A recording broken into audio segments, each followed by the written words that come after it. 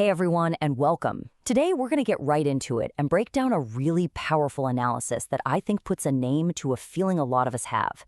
This deep, kind of nagging sense of unease about our digital lives. You know what I'm talking about, right? It's like this low-level hum of anxiety that's just always on. You feel like something important has been lost. And man, you really feel that profound disconnect when you see your kids and their faces are just lit up by that familiar blue glow from a screen. And look, this isn't just some vague feeling we're all having. The data is screaming at us, forcing us to ask a really tough question. What is going on? Why are our kids facing a total mental health collapse? I mean, the scale of this crisis is just staggering. These are not small changes, folks. Since just 2012, depression rates for teen girls have shot up 145%. For boys, 161. The analysis we're looking at is crystal clear. This isn't some slow, gradual evolution. It's a collapse. So the core argument here is that this isn't the new normal. It's a bug, a glitch in the human experience. The idea is that we've accidentally completely dismantled the very environment that we need as humans to actually flourish. Okay, so how on earth did we get here? The analysis calls it the Great Rewiring. It was this massive shift in what it means to be a kid, and it happened so fast. Let's break it down. Just look at this timeline. It's wild. In literally 5 years, childhood went from being, play-based and guided by adults to being phone-based and run by peers and algorithms. Think about that. Culture used to flow vertically, from parents and grandparents down to kids. Now it flows horizontally, sideways, from kid to kid. And when that happens, you lose all that inherited wisdom. And what do you get instead? Constant, unfiltered peer pressure. And then, bam, 2023. Just when we're starting to figure this out, AI companions go mainstream and just pour gasoline on this whole fire.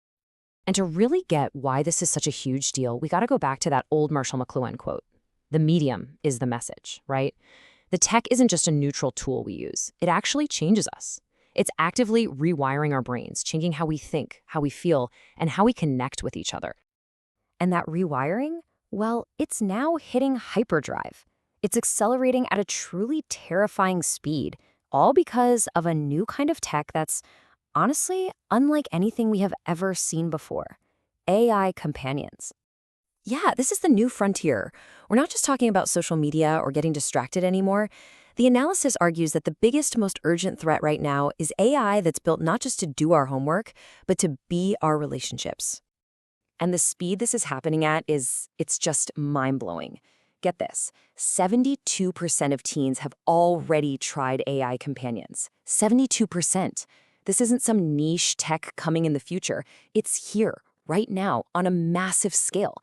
And we have absolutely no idea what the long-term consequences are. The most chilling warnings aren't even coming from the usual critics. No, they're coming from the literal creators of this technology. People like Geoffrey Hinton, the godfather of AI, who actually quit his job at Google so he could speak freely about the dangers he helped create. And these consequences are not just theoretical, what-if scenarios. The source material documents devastating real-world harm. We're talking about children forming their main emotional bonds with a piece of code. Tragically, there have been suicides directly linked to interactions with these chatbots. And when researchers posed as teenagers, they found these AIs could be easily pushed into having incredibly harmful, even illegal conversations. Okay, so where do we go from here? The analysis really frames this whole thing as a fundamental conflict. It's a clash between the way our digital world is set up and what it calls the divine design for how human beings are actually meant to live. This table really lays it all out. On one side, you've got the digital glitch, that pressure to be everywhere at once, FOMO. You're connected, but not really there, always performing for likes.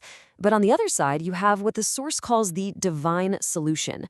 And this is all about coming back to embracing our limits, being physically present, having a real, authentic identity, and understanding the value of waiting for good things. So what do we do? Well, it's not enough to just yell, "Get off your phone." That doesn't work. The argument here is that we have to actively build a reality for our kids and for ourselves that is just genuinely more interesting, more compelling, and more beautiful than whatever the screen is offering. And to do that, the analysis proposes 4 what it calls restorative rhythms. These are simple, repeatable practices. First up, scripture before screen. Basically, take back the first few moments of your day from the algorithm. Number 2, the analog table. Make meals a screen-free zone, a sacred space for actual connection. Third, the digital Sabbath. This one's huge. A full 24-hour break from all screens every week to just rest and reconnect. And finally, number 4, make a conscious choice to reject AI companions and choose the messy, beautiful risk of real human love instead. So all of this really builds to a final conscious choice that every single one of us has to make about the future. And when you boil it all down, it comes to this. Which path are we going to choose? Are we going to go down the road of the glitch, which is just distraction, disconnection, and synthetic relationships? Or do we choose the path of the design, which is built on presence, real, embodied love, and the wisdom that's been passed down for ages? And the source material leaves us with this one powerful question. It suggests that the wisdom we need to get through this, it isn't new. Those ancient paths for how to live a good life, they're still there. They're just waiting for us. The only question is, will we have the courage to walk them?